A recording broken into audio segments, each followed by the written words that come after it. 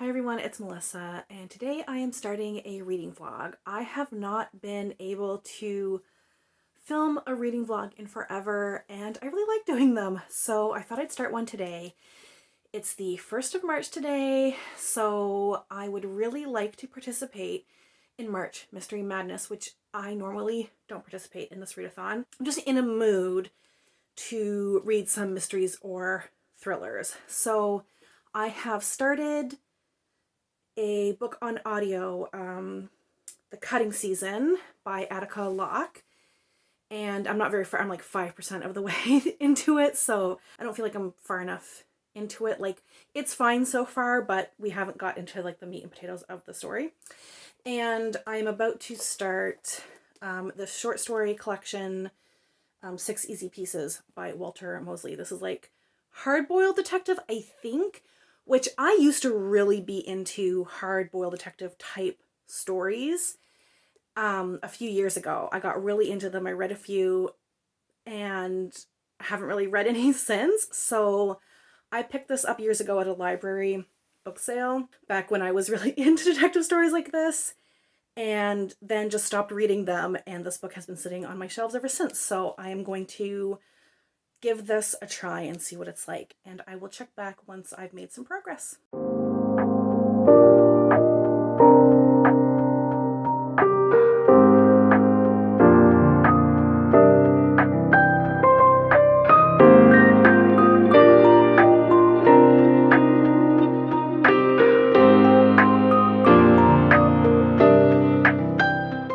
Six Easy Pieces, the Easy Rollins short story collection, is going to turn out to be a middle of the road reading experience, which is a shame because I actually like the stories for the most part.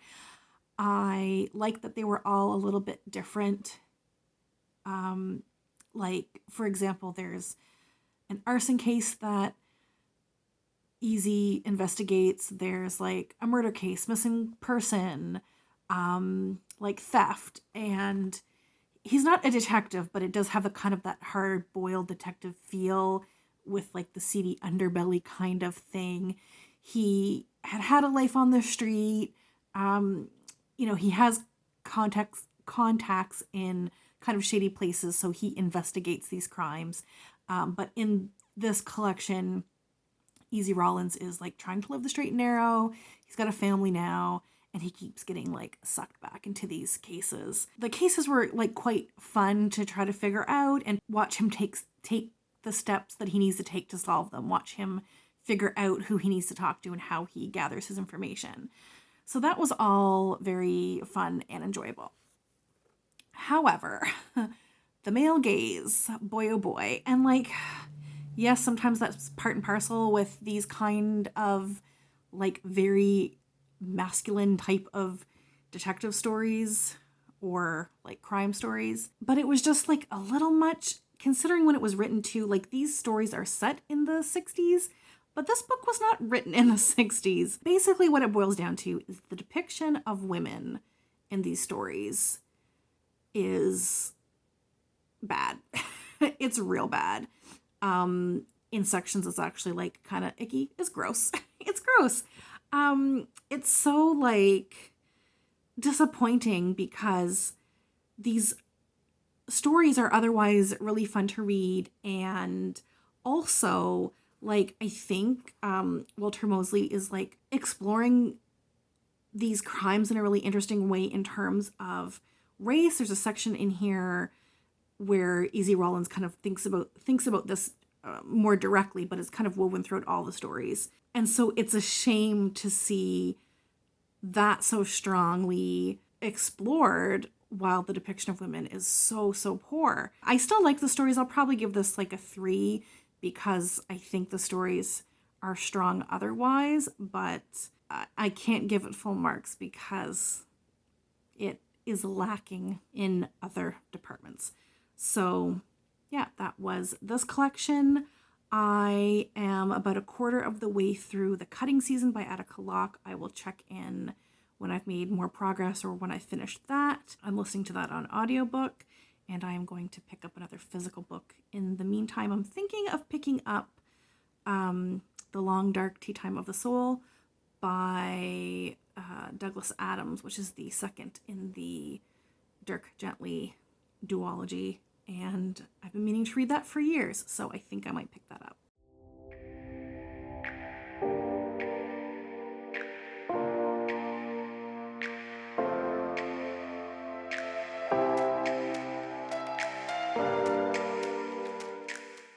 I finished The Cutting Season by Attica Locke, and I have mixed feelings about it. It's really frustrating because there was a lot that I really, really appreciated about the book. I think it was written well, but I had problems with it that I just couldn't get over. In The Cutting Season, we are following the perspective of, I can't even remember her name, Karen. She works on a plantation.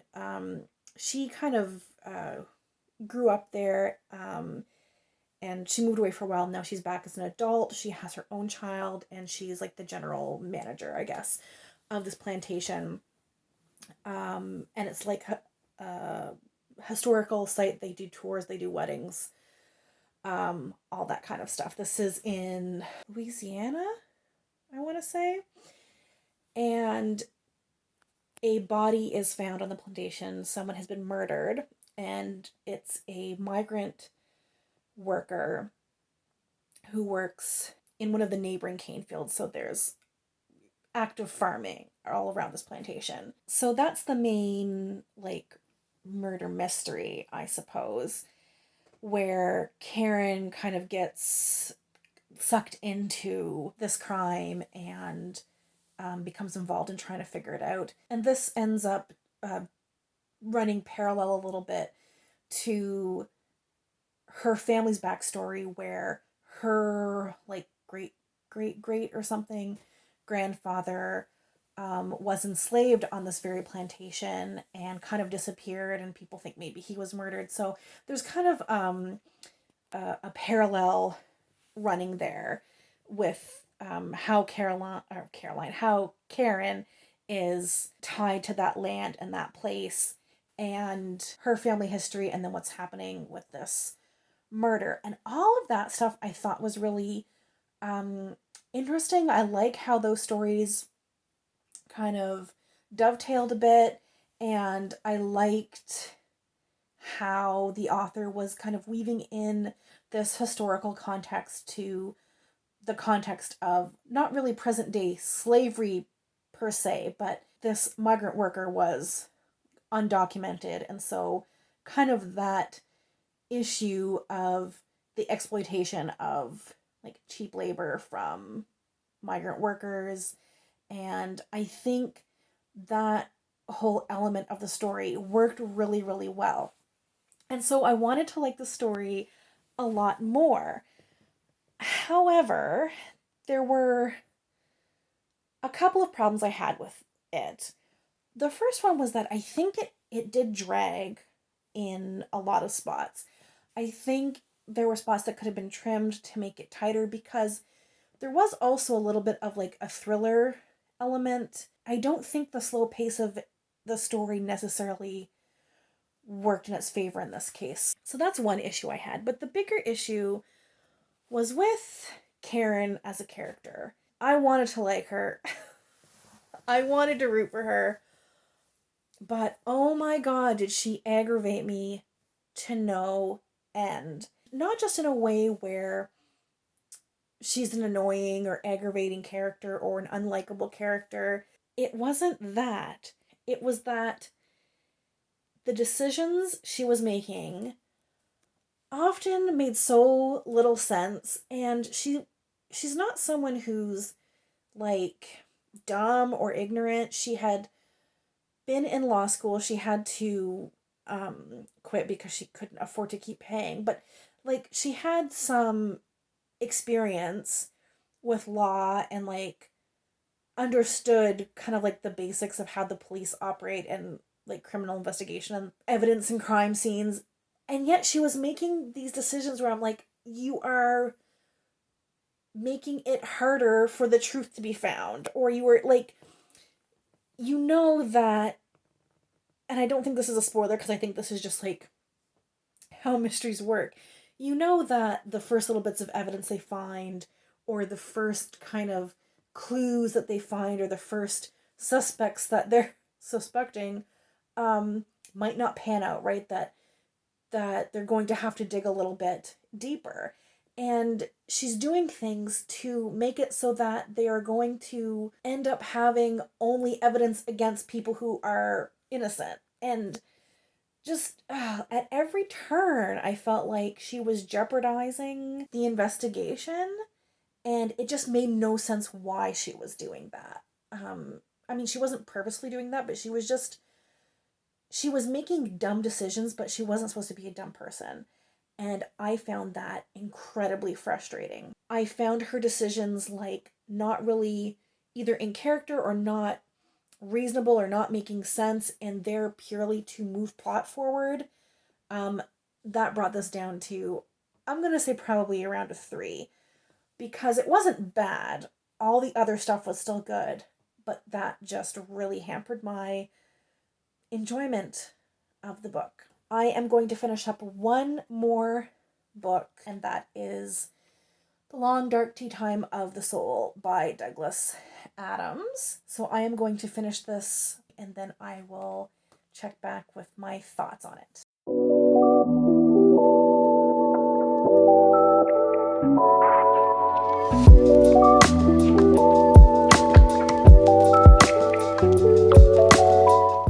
I have finished The Long Dark Tea Time of the Soul by Douglas Adams. This is the second Dirk Gently book, and I loved it.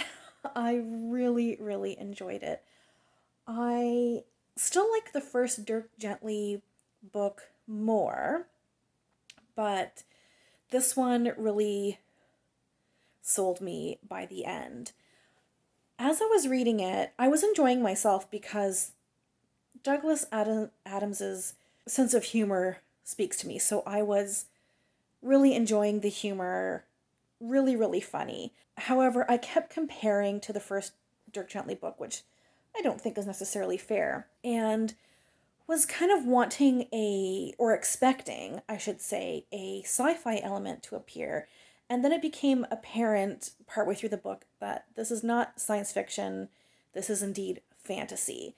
Nothing wrong with that, but I think had I known that going in, I would have enjoyed the book more sooner.